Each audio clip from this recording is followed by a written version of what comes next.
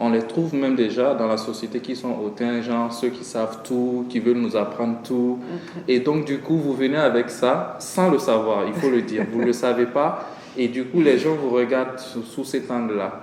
On s'est mariés quand même assez rapidement aussi et on a vécu dans la maison familiale.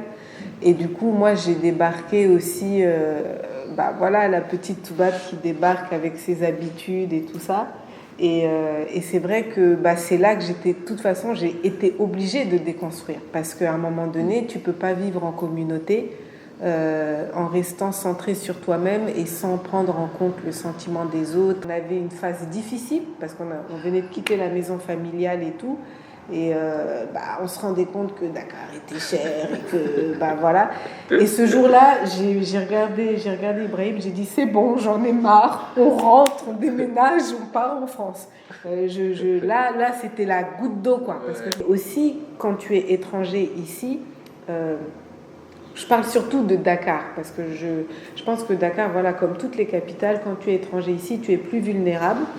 Et donc, il y a des gens qui peuvent vouloir profiter ou se permettre certaines choses en se disant, il ne sait pas trop comment ça marche ici, donc je vais pouvoir profiter un peu de sa naïveté pour...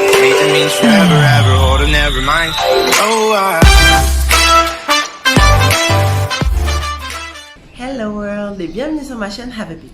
Moi c'est Sensemilia ou S pour les intimes et sur cette chaîne on parle de voyages, de rencontres sans se ruiner.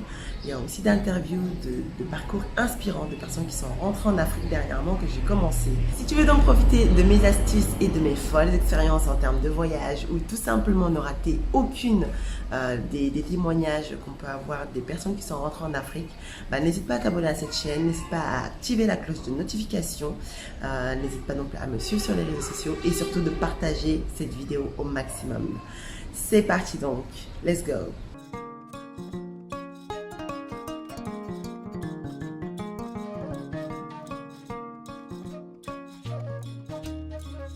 Sur le plan social et tout, il faut le dire quand même, les gens sont quand même plus chaleureux. Moi, je me souviens, j'avais cette mauvaise habitude de parisienne, c'est qu'au départ, quand je débarquais dans une boutique, les gens me disaient « mais toi, tu dis pas bonjour ?» Et moi, sur le coup, je me disais « mais en fait, ils ont raison, je dis pas bonjour ». Et c'est vrai que ça, je l'ai retenu très vite. Et je me souviens que quand je suis retournée en France, partout où j'allais, je disais « bonjour ». Avec le sourire bonjour, et les gens me regardaient comme ça en mode mais qu'est-ce qu'elle fait quoi. Et par exemple ce côté-là, en fait je pense qu'il y a des habitudes de vie.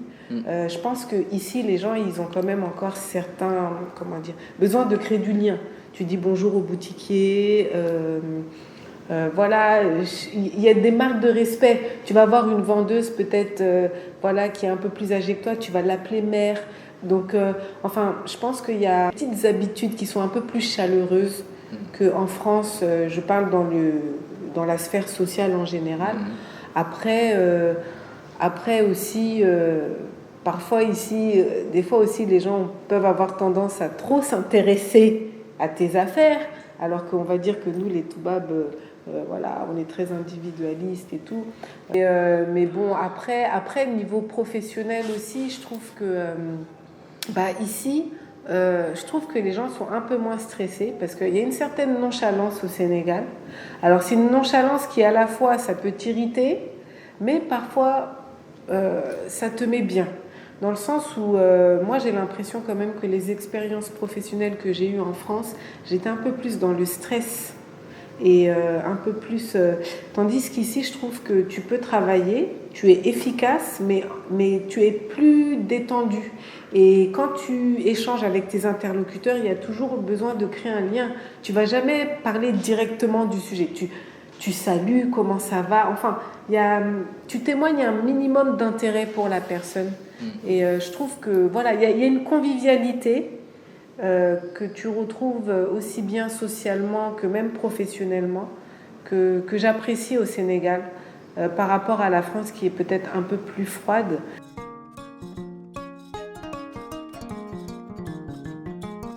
Moi, je dirais que oui, les diplômes français, au contraire, parce qu'ils ont plus...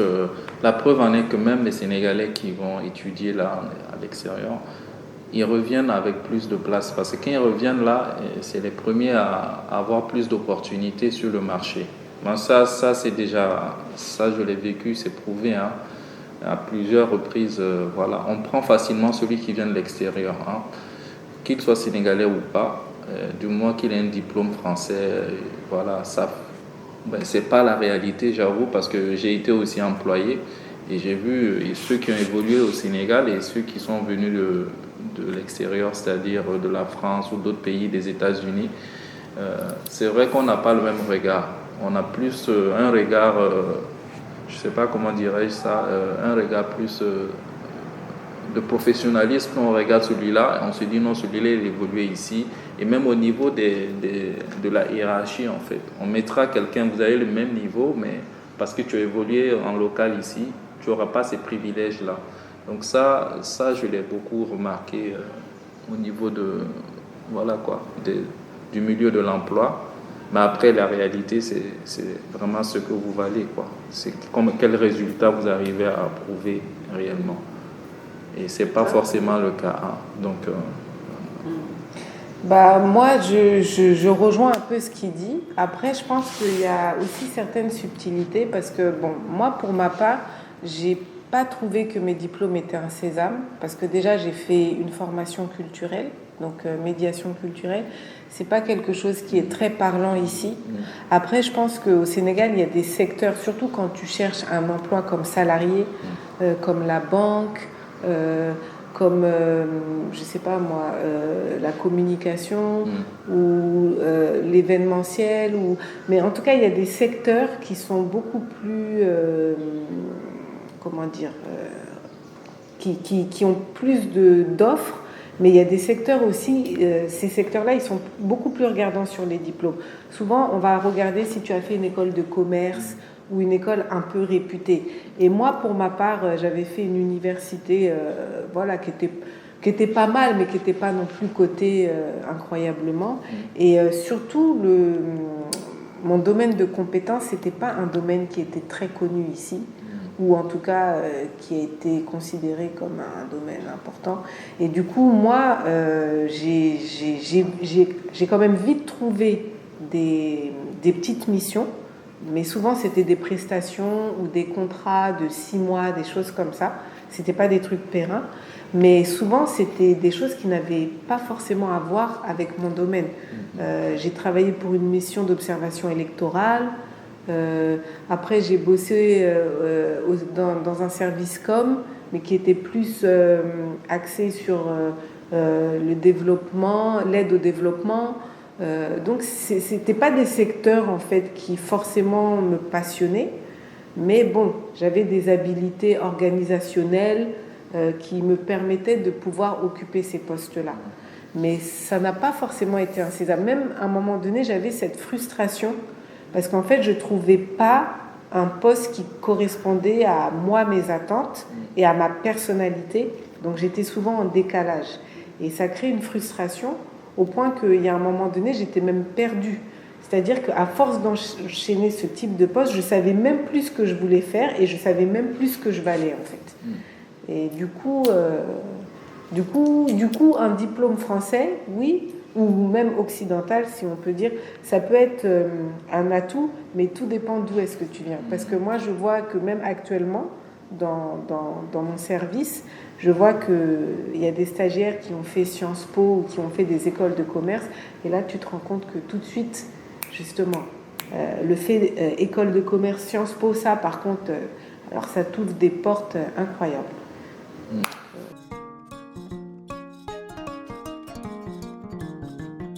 En plus de 10 ans, ah oui. Surtout les moments où c'était un peu difficile. Parce qu'il y a des moments où tu te sens un peu seul, un peu incompris et tu te dis que tu vas rentrer. Mais il y avait toujours cette ténacité qui était plus forte, qui disait que si tu rentres, tu vas regretter parce qu'il y a quelque chose qui t'attend ici. Mais je me souviens d'un épisode, alors je ne sais pas si tu t'en souviens, j'étais dans la rue. Et en fait, il y a un fou qui m'a giflé, mais royalement. Oui, mais vraiment. Malheureusement, je suis tombée sur le fou. Et ce jour-là, et à l'époque, on avait une phase difficile parce on venait de quitter la maison familiale et tout. Et on se rendait compte que Dakar était cher et que voilà. Et ce jour-là, j'ai regardé Ibrahim, j'ai dit c'est bon, j'en ai marre, on rentre, on déménage, on part en France. Là, c'était la goutte d'eau, quoi, parce que je me disais c'est pas possible. C'est comme si en fait toutes ces années de galère m'étaient revenues en pleine face.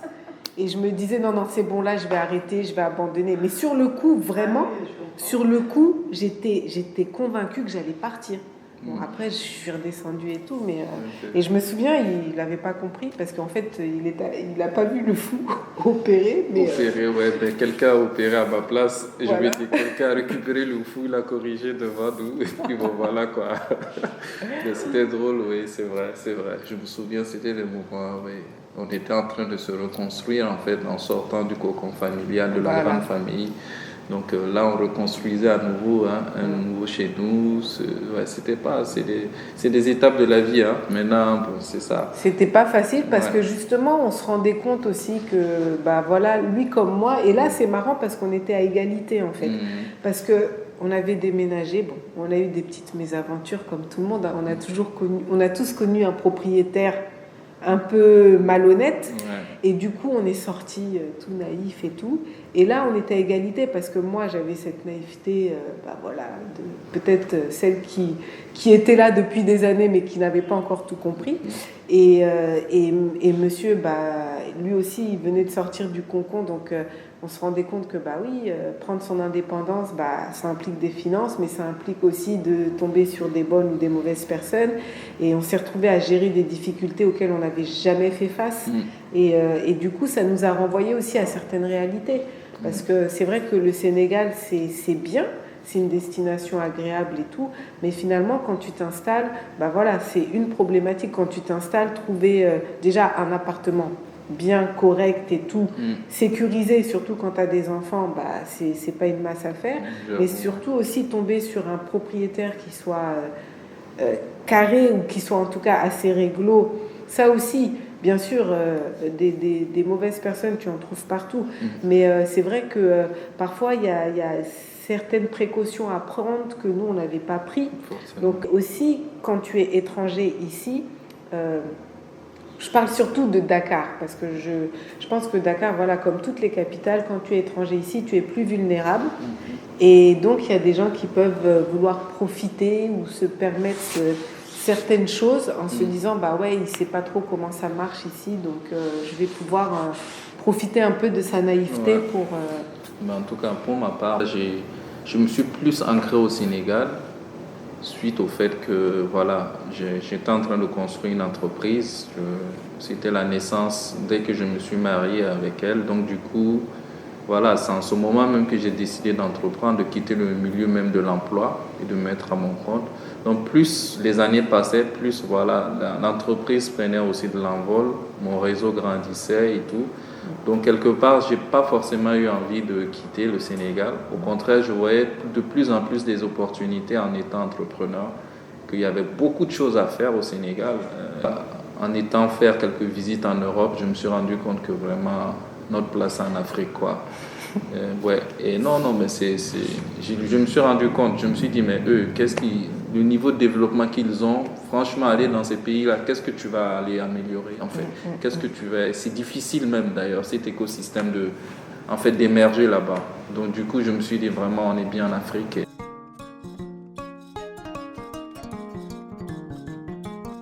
Moi, je ne regrette pas du tout mon parcours. Si c'était à refaire, je pense que je le ferais tel quel. Après, je pense que j'essaierais quand même de prendre plus la mesure de ma démarche. Parce que, en tout cas, mon premier conseil, c'est que quand tu décides de t'installer au Sénégal ou même dans un autre pays en Afrique, je pense qu'il faut vraiment réfléchir à la motivation de ta démarche et à tout ce que ça engage. Parce que finalement, quitter sa zone de confort, c'est jamais évident. Et il faut vraiment mesurer le pour et le contre. C'est-à-dire que si tu quittes ta zone de confort, mesurer qu'est-ce que tu vas y gagner, qu'est-ce que tu vas laisser, et vraiment Je pense que déjà, il y a ça à prendre en compte. Après, le deuxième conseil, c'est qu'il faut avoir un projet. C'est-à-dire, même si ce n'est pas très bien défini, mais il faut avoir un objectif. Parce que je pense que si tu débarques et que tu n'as pas d'objectif, ça va être très compliqué. Parce qu'à un moment donné, tu peux vite te disperser ou tu peux vite te sentir dépassé un peu par l'environnement ou par des choses qui vont t'arriver. Et si tu n'as pas d'objectif, en fait, tu ne sauras pas comment garder le cap, en fait. Et quand je dis objectif, après tout dépend aussi. Je pense que quand tu es célibataire, que tu viens de finir tes études, je veux dire, le risque, il est minime, quoi. Tu peux toujours revenir, Après, maintenant, quand vous partez en famille, là, je pense qu'il faut vraiment un vrai projet bien assis avec des objectifs. Et je pense même, moi, je conseillerais, c'est ce que ma sœur a fait, eux, ils sont venus s'installer quand ils étaient sûrs qu'il y en avait un qui avait un emploi sûr garanti. Parce que ça aussi, voilà. Par exemple, la vie de Dakar, souvent les gens sont étonnés quand ils viennent ici, mais la vie de Dakar, c'est une vie qui coûte cher. C'est même parfois plus cher qu'en France. Et je veux dire, s'acheter des fruits ici, c'est un luxe, quoi. Donc c'est quand même une vie qui coûte cher. Après, il n'y a pas que Dakar, il y a tout le Sénégal. Donc, que les gens comprennent, en fait, venir en vacances et vivre dans un pays, c'est totalement différent. Exactement. Parce que tu peux aimer un pays par des vacances parce que tu es venu t'amuser. En réalité, tu es venu te faire plaisir et tout. Donc ça, c'est une remarque que beaucoup peuvent faire comme erreur. Tu repars chez toi, tu dis non, là, je reviens vraiment m'installer parce que vraiment, j'ai aimé ce pays et tout. Alors que tu n'as pas vécu vraiment, c'est différent. Donc après, il y a le niveau social. Quelqu'un qui doit revenir, pour moi, il devrait tenir en compte ça. Le niveau social, comment vivent les gens par rapport à la réalité dans laquelle tu as évolué. Il faut d'abord maîtriser ça, voir ça, comment ça se passe. Par exemple, au Sénégal, comment tu dois t'intégrer, si tu veux être accepté facilement. Et le côté professionnel également, comme elle a dit, si tu es un célibataire, ça va, tu peux te permettre de faire des allers-retours. Mais quand tu es en famille, ça occasionne vraiment un budget. Ça demande de plus réfléchir en fait sur le déplacement. Et ça se prépare aussi. On ne se lève pas d'un coup de tête comme ça et puis venir pour s'installer. Ça se prépare venir en tant que salarié ou entrepreneur, je dirais que ça dépend aussi. Parce que voilà, venir en tant que... ça peut être les deux aussi. Parce qu'on peut venir parce qu'on a repéré une opportunité au Sénégal et on vient investir. Après l'investissement, c'est ça, c'est un risque dans tout. Et il faut bien vraiment analyser maintenant le risque si tu veux entreprendre au Sénégal ou en Afrique. Et puis voilà, quoi, c'est une étude à mener. Et puis le côté aussi employé, bien sûr que comme moi je le disais, on idéalise même ceux qui viennent de l'extérieur. Donc quelque part, et elle a dit ça dépend aussi du secteur, mais quelque part, si vraiment il y a ta place, tu auras plus d'opportunités à avoir un emploi, en fait, en venant ici. Moi, je pense que ça dépend de la capacité de ton employeur. Parce que voilà, si ton employeur est une structure, on va dire, avec des moyens et qui peut te prendre en charge déjà de manière très intéressante financièrement et même en termes de couverture santé et tout, parce que tous les employeurs n'ont pas cette capacité-là. Ça, je suis d'accord. Donc en fait, tout dépend de ton employeur. Quand je dis ça, quand tu travailles aux Nations Unies et quand tu travailles pour un service public sénégalais, c'est sûr que c'est pas le même niveau de salaire. Donc il y a déjà ça. Mais après, malgré tout, moi je pense que sur le long terme, entreprendre, c'est plus gagnant que d'être salarié. Parce que la problématique, c'est qu'il faut quand même le dire, la réalité ici, c'est que les postes qui sont quand même assez bien payés, ce sont quand même des postes, c'est souvent des organisations internationales ou des choses comme ça, mais c'est quand même très procédurier. Et du coup, quand tu entreprends, en fait, ça te donne, si tu as le goût du challenge, tu as plus de liberté et surtout, comme disait Ibrahim, c'est que en fait, il y a tellement d'opportunités et il y a tellement de choses à développer que c'est... Moi, je trouve que le Sénégal, c'est un pays de challenge en matière professionnelle. Après, c'est vrai que quand tu commences, faut être prêt à galérer. S'il y a des gens aussi qui font les deux, c'est-à-dire que tu peux commencer comme salarié et parallèlement développer un business. Et une fois que le business commence à devenir intéressant, mais dans ce cas-là, après, tu choisis d'être que dans ça.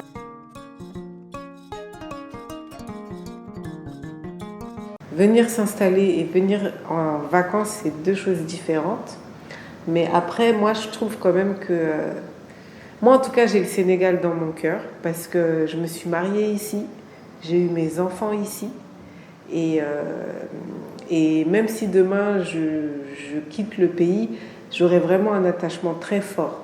Parce qu'il y a quelque chose, il y a un enracinement que moi, j'ai pu faire malgré tout, malgré les difficultés et tout ça. Il y a un enracinement qui est là et surtout à travers nos enfants. Parce que voilà. Et donc, je pense qu'on sera toujours lié au Sénégal. Mais je pense que le Sénégal, c'est vraiment un beau pays à connaître. C'est un bel endroit. Après, il a beaucoup d'avantages. Il y a beaucoup de beauté au Sénégal. Il y a aussi beaucoup de défis. Et il y a aussi des choses un peu moins belles. Et bah, voilà, comme partout. Mais je pense que c'est une destination qui vaut la peine d'être découverte, en tout cas. C'est juste de dire voilà, d'encourager beaucoup plus les jeunes à venir investir au Sénégal, à développer le pays, parce qu'on a besoin de cette jeunesse-là. Et aujourd'hui, quoi qu'on dise, c'est notre ressource, c'est ça notre richesse, cette jeunesse qui est là. Donc elle a beaucoup à apporter, surtout dans le secteur de l'entrepreneuriat. Tout ce taux de chômage élevé, pourtant on voit qu'il y a beaucoup de choses à faire. Donc forcément, il faudrait que voilà, ces jeunes-là se rapprochent, quoi qu'on dise, des mentors et tout, pour pouvoir les aider à se développer, à grandir aussi. Voilà.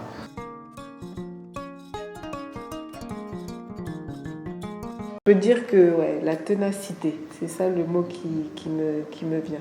Parce que tous les deux, je pense qu'on a fait preuve de ténacité à titre individuel, mais ensemble aussi. C'est vrai. Donc ce serait ça le mot. Ce que je retiens, c'est plutôt oser.